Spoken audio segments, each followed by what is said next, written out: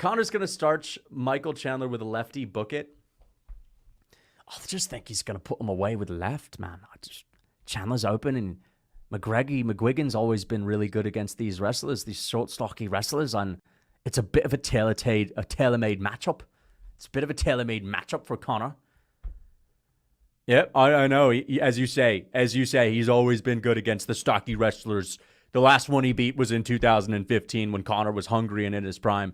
Since then, yeah, fair enough. Conor's gotten the worst injury in UFC history, and he's totally fucked off and partied for the last 3 years. He's been training with yes men. I mean, Michael Chandler is as disciplined as you could possibly get, and it's no longer 2015. And even though McGregor's only fought 1 or 2 stocky wrestlers, this is definitely a tailor-made matchup for him. For sure. Absolutely. Okay? I agree. McGregor, man, I just think he's going to walk him onto the left. I think he beats Max Holloway. And after he beats Holloway, maybe you could put him up against Islam for a number 1 contenders fight. Right? Maybe you could do that. Yeah, let's be honest, guys. Conor McGregor couldn't hurt a fly. Conor McGregor couldn't hurt a UFC fighter if he tried. He's beaten Bellator bums. Now, he probably knocks out a few guys, but, I'll tell you this. I think Dembo Godimbo beats Conor McGregor. What do you guys think? I think Dembo Godimbo beats Conor. What do you guys think? I also think that Matt Frivola, I think Thiago Moises beats him. What do you guys think? Moises versus McGregor. I think Moises takes him down and submits him in the first. McGregor would be squirming and screaming that, hey, you're not allowed to take, no takedowns. No takedowns. Dude, Moises would have McGregor squirming on the ground. I actually am being serious. Ludovic Klein's about to beat Moises, but Conor McGregor is not on Ludovic Klein's level. If you do Klein versus McGregor, Klein wins every time. In 2000, I swear, Ludovic Klein would beat the fuck out of Conor McGregor. Straight up. He's lucky that Michael Chandler has no IQ. And he's lucky that he's been stringing Chandler along this much and getting Chandler angry. Because Chandler's probably one of those guys that has a short temper. So McGregor's lucky that he's facing the lowest IQ in the UFC. Because, people are going to say, oh, he beat Chandler, who was ranked, but he still loses to Thiago Moises. 100%. Shut up, man. Shut up, man. Dude, I'm being serious.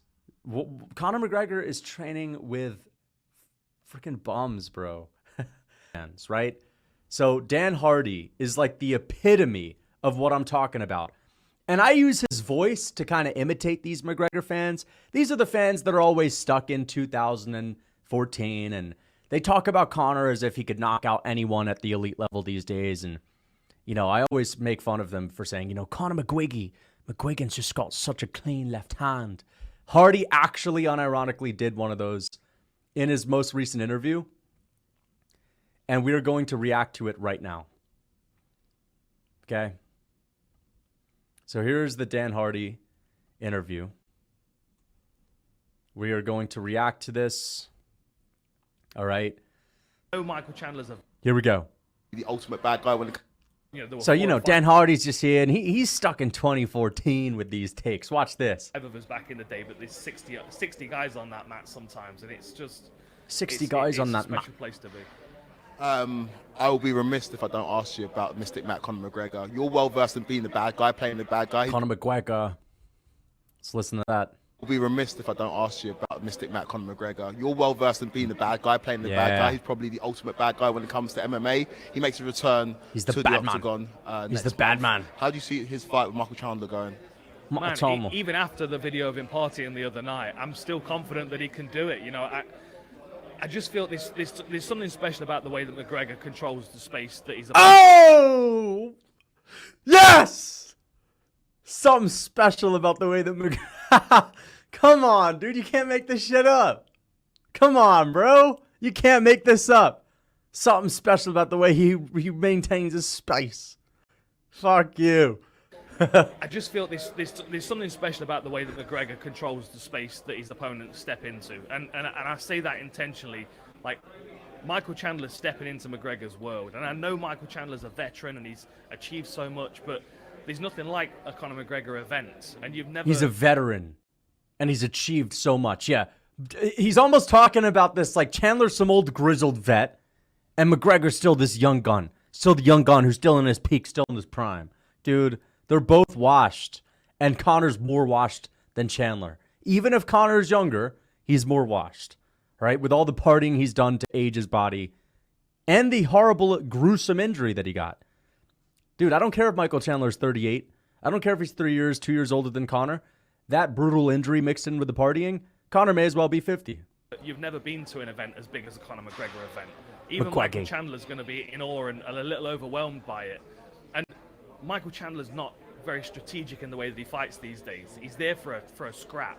And I think that plays into McGregor's hands. You know, when you've got someone that's reckless, like Aldo was, they run into range and he picks them off. He picks them off. I feel like the ability he slides to them onto the left hand. range that McGregor's got, that's what keeps him head and shoulders above Michael Chandler in this one. You talked about McGregor's refinement. Do you not think that you lose some of that when you're out of the cage for so long?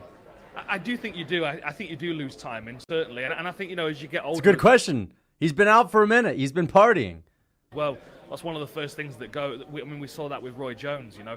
One of the first things that went with his ability to react. But, like, McGregor plays his opponents like an instrument, you know. And he plays him like an instrument. Dude, this is the most typical McGregor wishful thinking, McGregor fanboy wishful thinking sort of statement you could make. He plays him like a fiddle. He just slides him onto the left hand effortlessly like he's playing a violin. Like, dude, stop, bro. McGregor's not been that guy. He's not been that guy. And Roy Jones Jr. fell off because he got old as fuck. Roy Jones Jr. was an old head. He was like 50 when he fell off. McGregor fell off when he was 33. Had his legs snap like a chicken bone.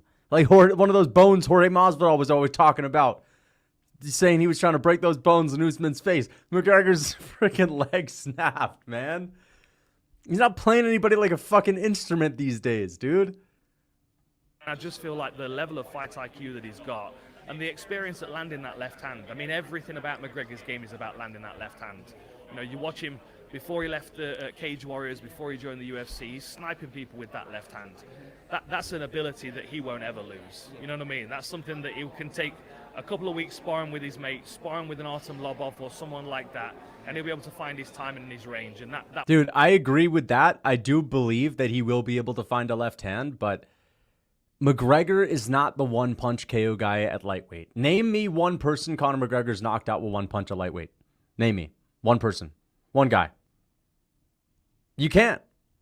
He's knocked out Eddie Alvarez with combinations, flurries. Even the final knockdown against Alvarez.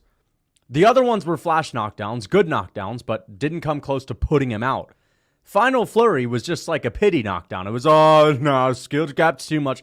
The referee saw it. He was like, no, we got to end this. The skill gap is too much. But it wasn't one of those like, oh, McGregor knocks him out cold and Alvarez is snoring. He doesn't have that type of pop. All right?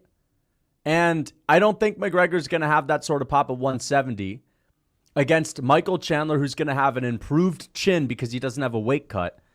And yes, you could talk about the left hand. How about let's talk about McGregor's ability to take a calf kick? Let's talk about McGregor's ability to take a big old punch upstairs when he's been taking punches from little pipsqueaks. He's been taking little fruity pebbles to the chin. Right? McGregor's been getting punched. He's been getting Tootsie Rolls and Fruity Pebbles. He's not sparring with killers. He's sparring with people that are allowing him to have success, that are allowing Conor to work. Nobody is pushing McGregor. Nobody is bringing him to war in the gym. Nobody is taking him down and grinding him out. No one. What's it going to happen? What's going to happen when that, all that sparring that McGregor did with these cans feels a whole lot different than what it feels like to be in there with Michael Chandler, getting calf kicked, getting slugged on. It's going to be a nightmare. It's going to be an absolute nightmare. All right? McGregor's done. That weapon will be just as deadly as always. Before we circle back to June 8th and ask you for your prediction for Savannah's fight, obviously we're all hoping that she wins as UK fight fans. We're in Tom Aspinall's gym right now, Evolution. Aspinall.